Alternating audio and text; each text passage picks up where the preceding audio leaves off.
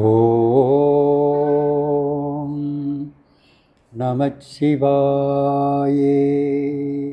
ஆன்மீகத்தில் நடத்தக்கூடிய ஒவ்வொரு விஷயங்களும் இந்த பிரபஞ்சத்தை தன் உடலுக்கு கொண்டு வருவதற்காக செய்யப்பட்டு முன்னோர்கள் நமக்கு கொடுத்திருக்கின்றார்கள். அவர்களின் ஆராய்ச்சியெல்லாம் நாம் சிந்திக்கவே முடியாது. அத்தனை விஷயங்களை எடுத்து நமக்கு கொடுத்திருக்கின்றார்கள். அதை பின்பற்றுகின்றவர்கள் பலனடைகின்றார்கள். அதன் விளக்கம் தெரிந்தோ தெரியாமலோ எப்படி இருந்தாலும் அவர்கள் இதை செய் என்று சொல்லியிருந்தால் அதை செய்கின்றவர்களுக்கு அதற்கான பலன் கிடைக்கிறது. இப்ப கார்த்திகை தீபம் என்பது கார்த்திகை மாதம் வரக்கூடிய பௌர்ணமியில நடைபெறக்கூடியதாக இருக்கிறது.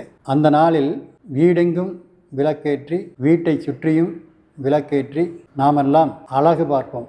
ஆனால் இதை ஏன் செய்தார்கள் என்று நம்மில் நிறைய பேருக்கு தெரியாது. அந்த கார்த்திகையில் வரக்கூடிய பௌர்ணமி என்பது குளிர்காலத்தின் ஆரம்பம். கார்த்திகை, மார்கழி, தை, மாசி வரை அந்த குளிர் இருக்கும். கார்த்திகையில் துவங்கும். அந்த நேரத்தில் இந்த பிரபஞ்சத்தில் ஒரு எண்ணிலடங்கா அதிர்வலைகள் உருவாகும். அந்த அதிர்வலைகளால் நமக்கு எந்த விதமான பாதிப்பும் வராமல் இருப்பதற்காக இரவில் ஒளி ஏற்றப்படுகிறது, தீபம் ஏற்றப்படுகிறது. அந்த நாளில் அந்த தீபத்தை ஏற்றும் பொழுது சந்திரனுக்கும் நமக்கும் ஏற்படக்கூடிய அதிர்வலைகள் தடுக்கப்படுகிறது. இப்படி ஒவ்வொன்றாக கண்டுபிடித்து நமக்கு கொடுத்து சென்றிருக்கின்றார்கள். அந்த நாளிலே கார்த்திகை தீபத்தன்று தீப ஒளி ஏற்றாத நிலை இருந்தால் அவர்களுக்கு அந்த வீட்டிலே உடல் ரீதியான சில பிரச்சனைகள் வரும். அந்த பிரச்சனைகள் வராமல் இருப்பதற்காக செய்யக்கூடிய ஐதீக வழிபாட்டு முறைதான் கார்த்திகை தீபம் ஏற்றுவது. இதை புரிந்து கொண்டு நாம் தெரிந்து கொண்டு உயர்ந்த நிலைக்கு செல்லும் என்பதில் எந்த விதமான மாற்றமும் இல்லை.